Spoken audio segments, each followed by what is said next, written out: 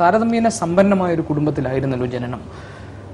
അച്ഛൻ്റെ മരണമാണോ യഥാർത്ഥത്തിൽ കുടുംബത്തിൻ്റെ ഒരു സാമ്പത്തിക അവസ്ഥയെ താളം തെറ്റിച്ചത്? സാമ്പത്തികത്തിൻ്റെ പ്രശ്നമല്ല ഇവിടെ. ഇത് സംഭവിച്ചതെന്ന് പറഞ്ഞാൽ പിന്നെ എൻ്റെ വളർച്ചയുടെ പ്രശ്നമായിരുന്നു.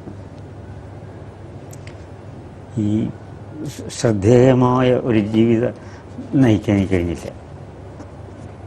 ഞാൻ 5ാം ക്ലാസ്സിലെ വെടി വലിച്ചു തുടങ്ങി.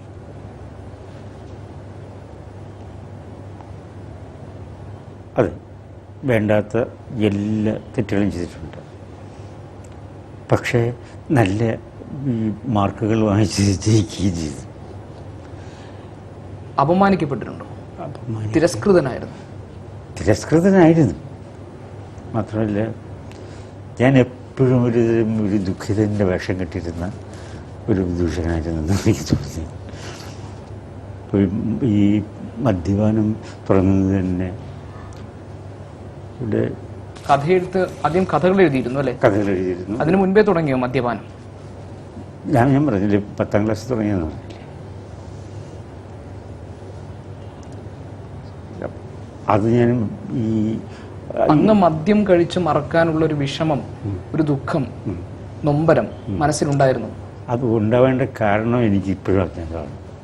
പക്ഷേ ഈ മദ്യപാനത്തിൻ്റെ ഒരു സദസ്സും എൻ്റെ മുളകിരിക്കുന്ന പ്രശ്നം ഞാൻ വേണ്ടെന്ന് പറഞ്ഞു. മദ്യം ഇല്ലാതെ ഒരു വരിയെങ്കിലും എഴുതാൻ കഴിഞ്ഞിട്ടുണ്ടോ?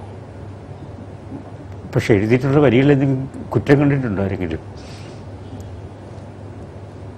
അതെൻ്റെ സ്വകാര്യമായിട്ടുള്ളൊരു സംഭവം. പല എഴുത്തുകാരും, പ്രമുഖരായ മുൻനിരയിൽ നിൽക്കുന്ന പല എഴുത്തുകാരും മദ്യം ഒരിക്കലും എഴുത്തിനെയോ ചിന്തയെയോ ഭാവനയെയോ ഉത്തേജിപ്പിക്കുന്നതല്ല, മദ്യം ഉള്ളിൽ വെറുതെ പറയുന്നതാണ്. ഞാൻ ഒരു അങ്ങനെയൊക്കെ ഇത് വരാമെന്ന് എനിക്കറിയില്ല. ഞാൻ മൂക്കറ്റം കഴിച്ചിട്ട് എഴുതിയിട്ടുണ്ട്, നന്നായിട്ടുണ്ട്. മദ്യപാനം എന്നൊക്കെ അത് ഈ പ്രോട്ടീനുള്ളൊരു സാധനം തന്നെയാണ്.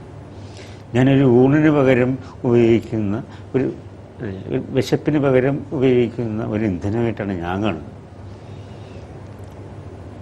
വറച്ചു പിടിക്കുന്ന എത്ര പേരുണ്ട്? പേര് പറഞ്ഞ സുകുമാർ അഴീക്കോട് മദ്യപിച്ച് എഴുതിയെടുത്ത അവസ്ഥിതി കുറച്ചുകൂടെ നന്നായിട്ട് എഴുതും.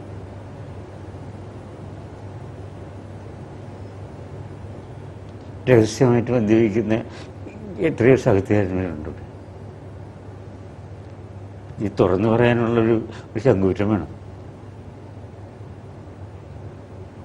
പല വീട്ടുകളിൽ പോയാലും ഇത് തന്നെയാണ് സദ്യയുടെ കൂടെ ഉള്ളത്. മദ്യമില്ലാതെ, ലഹരിയില്ലാതെ എന്ന് പറഞ്ഞാലും മതി, ജീവിക്കാൻ പറ്റിയൊരു കാലാവസ്ഥയല്ലേ.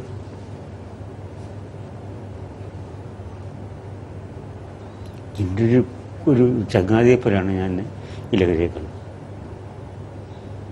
അതിൻ്റെ പേരിൽ ഞാൻ അടിച്ചിറക്കപ്പെട്ടിട്ടില്ല ഒരിടത്ത്. ലാറ്റിൻ അമേരിക്കൻ, ആഫ്രിക്കൻ കവിതകൾ വായിച്ചപ്പോൾ ഇത് മലയാളത്തിൽ നമ്മുടെ സച്ചിയുടെ കവിതകളാണല്ലോ ഞാൻ പറഞ്ഞിട്ടുണ്ട്. കാരണം ഞാൻ ലാറ്റിൻ അമേരിക്കനും ഇംഗ്ലീഷും കവിതകളൊക്കെ വായിച്ചിട്ടുണ്ട്. മറ്റേ ആംഗ്ല കവിതകളൊക്കെ വായിച്ചിട്ടുള്ളതുകൊണ്ടും അത് പെട്ടെന്ന് എക്സ്പ്ലോർ ചെയ്യാൻ പറ്റും. എനിക്ക് എഴുത്തും വായനയും മാത്രമാണല്ലോ എൻ്റെ തൊഴിൽ. സച്ചിദാനന്ദനെ പഠിപ്പിക്കാനും പോകണം, അവിടെ നിന്നും കേൾക്കും.